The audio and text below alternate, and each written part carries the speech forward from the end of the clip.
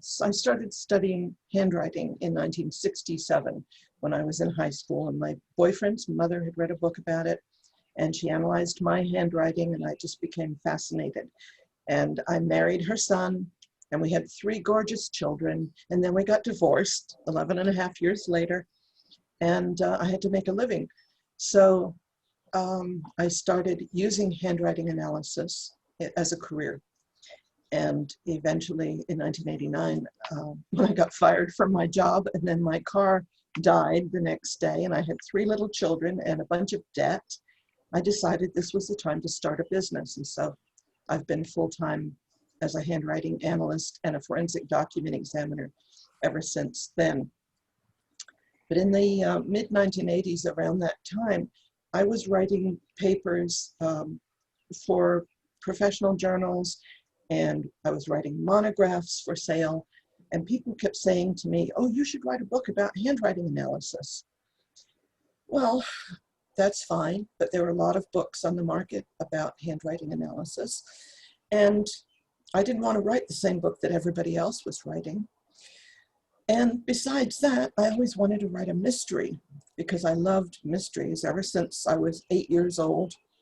And for my birthday, I got this book, Enid Blyton's The Sea of Adventure. And you can't see it, I'm sure, but up here in pencil is written my name, Sheila Taylor, at the time. And so this was, the start of my love of mysteries. And in high school, I was reading a mystery almost every day. I can't imagine how I got any homework done, and I probably didn't.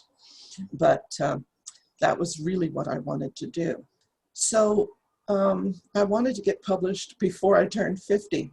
I started compiling materials from over the 30 years that I had been in the field as a handwriting analyst. And I also started writing a fiction book called Poison Pen.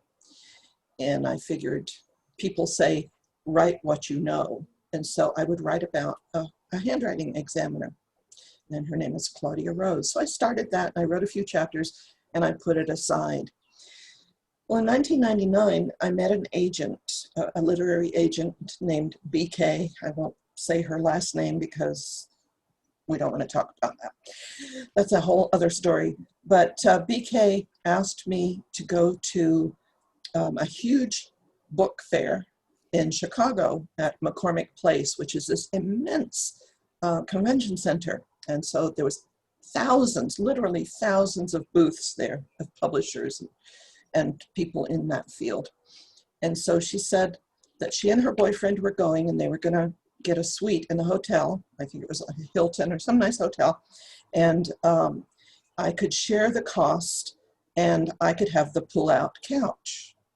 I said, okay. So I flew to Chicago, and I met them there. And when I got there, I got to the hotel room, and there was somebody else there.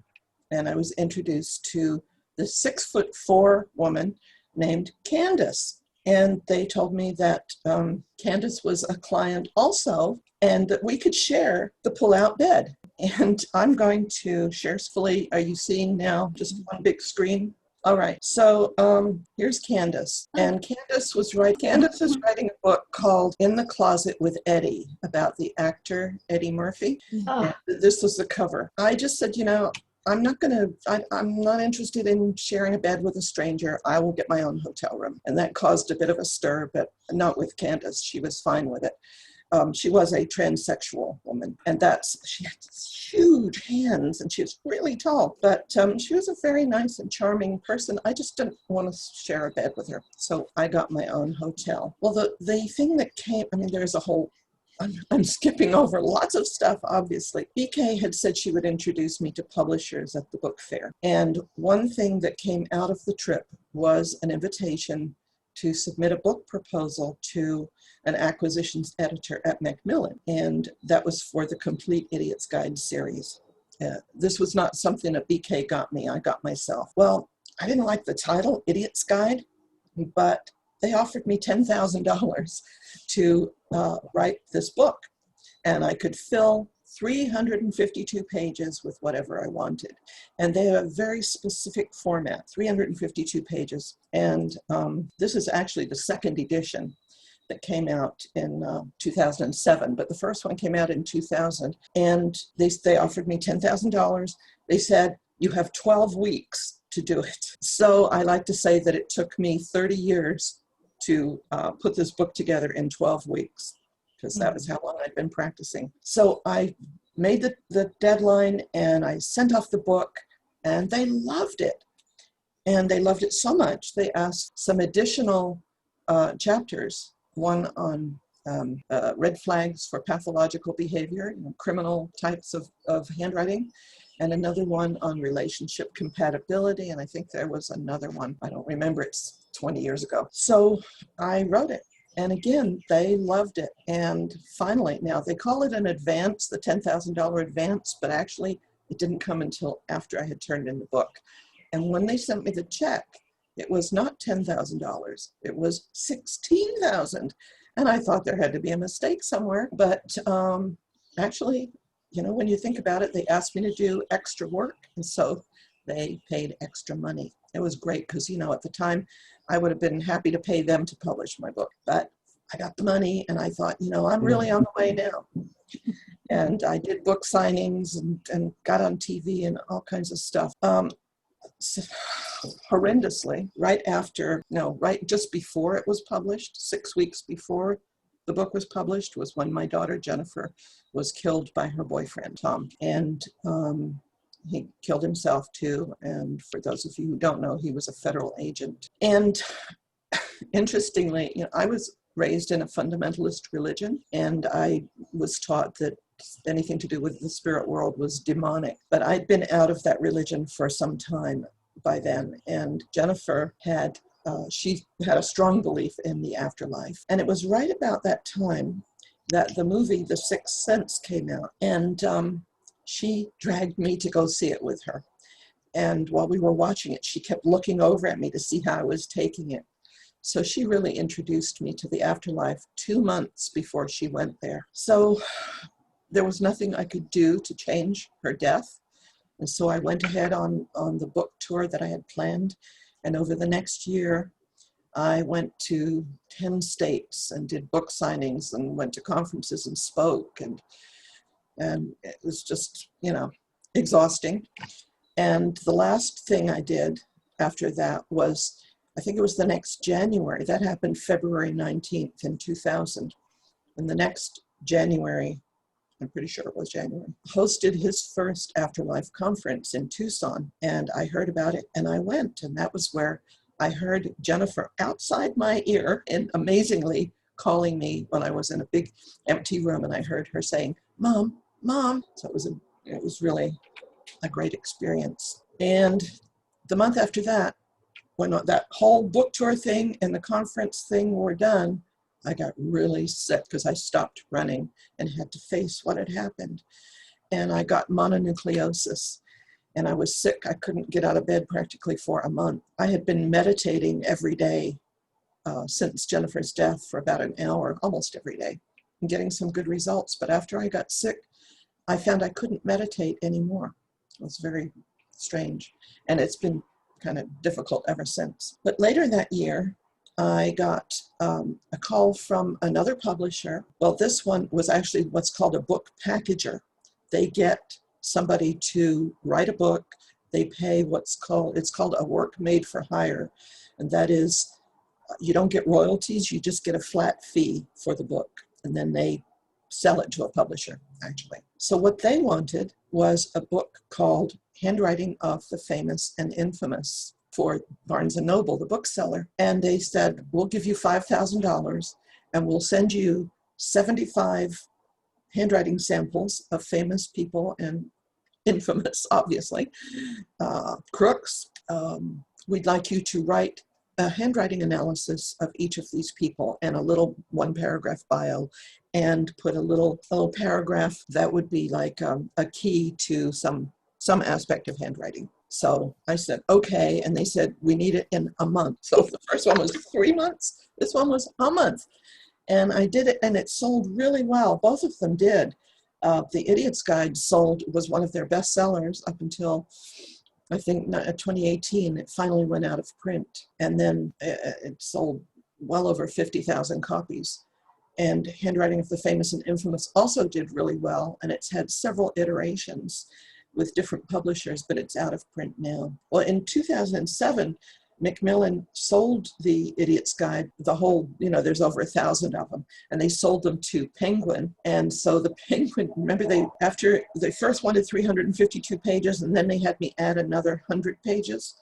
Well, when Penguin bought the series, they contacted me and they said, we would like you to remove 100 pages and we'll pay you for it. So that was really hard, cutting out my timeless prose, 100 pages, but I did it. But if you recall, what I really wanted to do was write a novel. And I had started Poison Pen, and after Jennifer's death, needing something to distract me, I got it out and started working on it again. Well, a friend of mine told me, you need to send that into a competition with the Southwest Writers.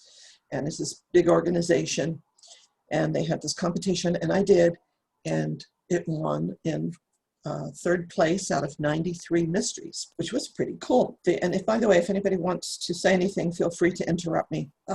So the prize was to go to Albuquerque, New Mexico, where the conference was being held, and have dinner at the banquet table with two big name mystery editors.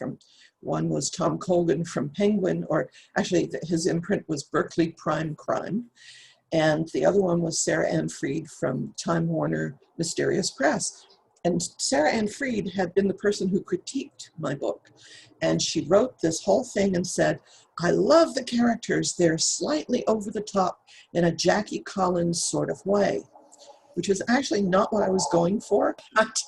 But I didn't know what I was doing at the time, so that's how it came across. So she said, send me the rest of the book, because the competition was based on the first 20 pages. So I sent her the book, and Tom Colgan said, send me the book, and we had a great conversation. And then I didn't hear anything. And 3 months later, I wrote to Sarah Ann, and I said, well, what did you think of the book? And she wrote back and said, I didn't like the characters. These were the same characters that she said she loved. And that's how it is in publishing, as I'm sure that Chasey and Peg can tell you. I can't see you right now because, all these things are on my screen. So anyway, you know what I'm talking about, you two mystery writer ladies. So for the next 6 years, I kept rewriting that book and sending it out to agents and publishers and getting rejected. And I would get letters back saying, in fact, even from Tom Colgan, he said, I presented it to my editorial board committee, and they liked it, but they said it wasn't strong enough. And I said, well, what does that mean? And nobody could tell me. Not strong enough. And I kept getting that same feedback. Well, in 2006 or so, before that, anyway, it doesn't matter, I started a critique group for mystery writers in my area. And we would meet every week and critique each other's manuscripts. And so I was learning stuff. And the son of one of them started a new small publishing company called Capital Crime Press.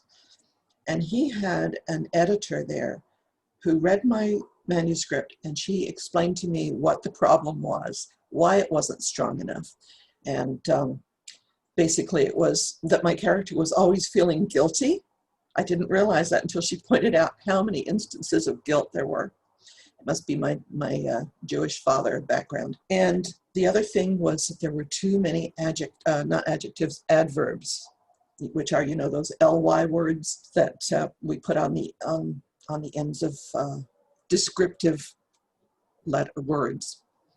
And they weaken the writing. And I learned what that meant, and I rewrote the book. And in 2006, it came out with Capital Crime Press, Poison Pen, and they sent it out for review, and it got a starred review in Publishers Weekly magazine, which is a really big deal. And they called it a dynamite debut. Well, the first printing of in fact, that was before ebooks were big, or at all. The first printing they did was like 3,500 copies, and it sold out in 6 weeks, and they did another printing. It was doing really well. Well, a senior editor at Penguin named Kristen Weber contacted Capital Crime, and she said, I want to buy the first 2 books in the series. Well, I didn't know at that point that I was writing a series, but I started writing the second book, Written in Blood, and so they bought it. And then after those 2 books came out and were doing well, then Kristen gave me a contract for 2 more books. And I was writing those. You see, this is the same book as that black cover I just showed you. This is the Penguin cover. And then I wrote Dead Right and Written in Blood. You see, there's kind of a theme there. I was writing about a forensic document examiner, Claudia Rose. But notice how different the last cover was. It looks like it doesn't belong in the series. And that's because when I was writing Last Rites, which actually was a different title, it was supposed to be called Unholy Writs, but Kristen she left the company, she left the imprint and got married and moved away. And so the new editor who came in basically sabotaged what I was doing with my books. And she changed the name and she gave me this cover. Well, this might be a perfectly good cover for people who write cozy mysteries. And for those of you who don't know what a cozy mystery is, think Miss Marple or Jessica Fletcher in Murder, She Wrote. And people who read cozies, for the most part, don't like what I write, which is psychological suspense, because people who read cozies have certain conventions, including no blood on the page, no violence, no graphic violence on the page, bad language is verboten, and they take place usually in a little small town, and everybody knows each other, and that's great. That's very popular books, but that's not what I write. My books are psychological suspense. There is some violence. There's certainly language, and and sex. That's the other thing. You don't do sex in cozy. So at this time, they didn't offer me a new contract. They just gave me this he gave me this cozy cover that wasn't part of my series. And so I was left without a publisher. By this time, I had gone through several agents who did nothing for me. And the agent that I had at this time, who was with a very good agency, she said, no major publisher is going to pick up a series in the middle. You have to write something new. So I took that opportunity to write What She Saw. My series characters are in this book, but they play a smaller role. But this was something that I had always wanted to write about, a theme with amnesia. And actually there's another theme in this book, but I can't tell you what it is because it would give everything away. But it's basically this young woman wakes up on a train and she doesn't know who she is or how she got there. And so I wrote this book. The agent did nothing with it for 9 months, and so I took it back because I learned that a couple that I knew who published Suspense magazine, which was a very popular and well-read magazine, they had started publishing books. And I ran into them at a book signing, and we talked, and they said they would like to publish my books. So they did. And first of all, I published What She Saw myself, but then I gave it to them to publish. And here it is. This was the first book they did of mine. And then I wrote another Claudia Rose book, Inkslinger's Ball, and they did this one, although it had a different cover at the time. And now you see down here, these 4 were the ones from Penguin. I got my rights back from Penguin. And so we published the same books with all new covers, which were much better.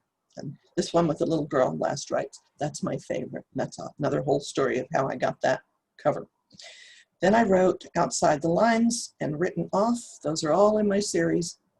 And then I decided to write a spiritual or a paranormal book, I guess you'd call it. And I have spoken about that elsewhere. So unless anybody has a question about it, I won't go into that, except to reiterate that I was told by several mediums at the time that my daughter would be working on that book with me.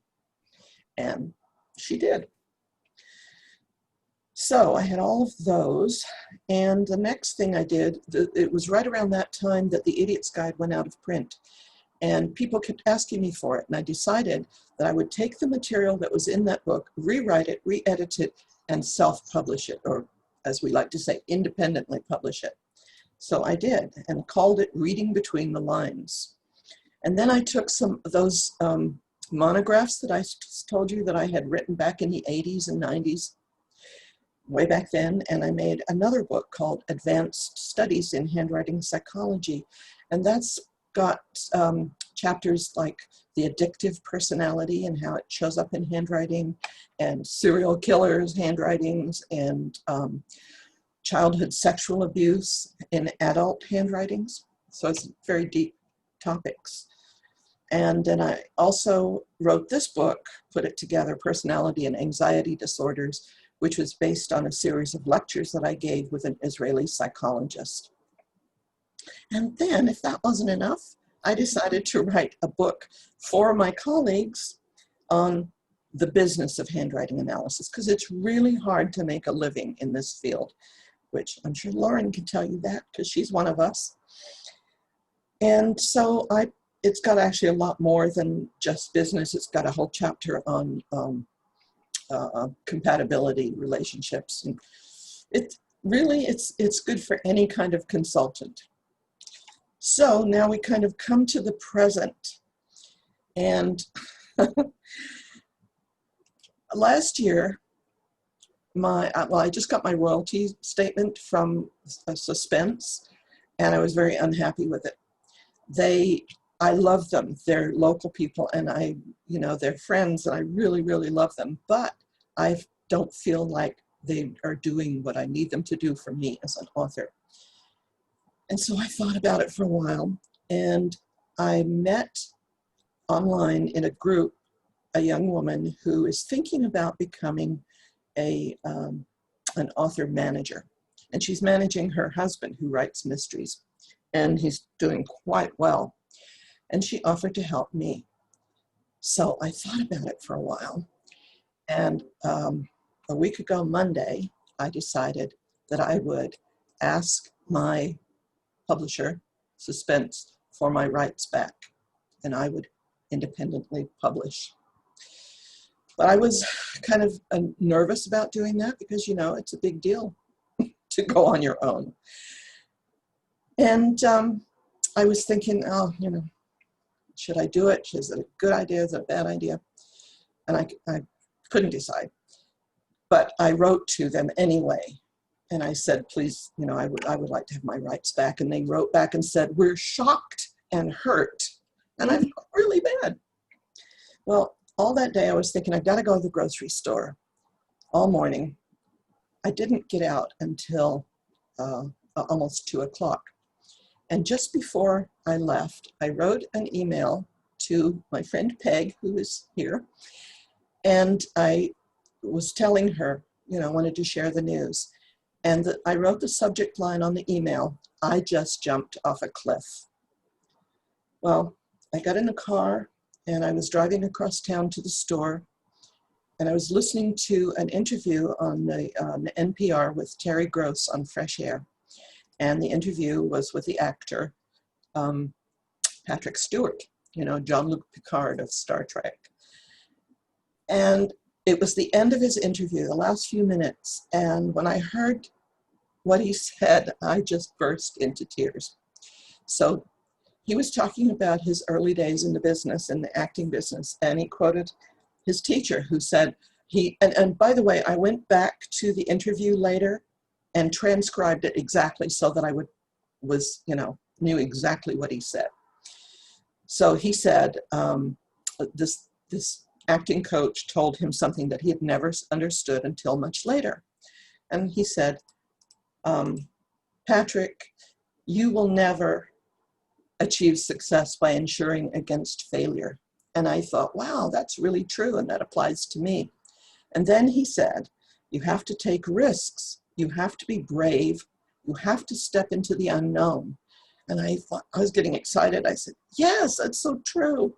And then he said, you have to step off the edge of a cliff, I always make sure I'm dead letter perfect. And as you see here, the title of my new book that's coming out in the summer is Dead Letters. So to me, that was an answer from Spirit about, you know, had I done the right thing. And so with this young woman, we're making a new imprint for me to publish my own books called Right Choice Inc. And we changed the name of my website from ClaudiaRoseSeries.com to SheilaLoweBooks.com because it encompasses all of my books. And her mother happens to be a professional graphic designer, and she has made all new covers for my books, because when I told Suspense that I wanted my rights back, they wanted to charge me to keep the covers to the books. And I thought, well, I'm starting over, so let's have all new covers. And if I'm going to pay for them, at least they're all new and they'll be mine.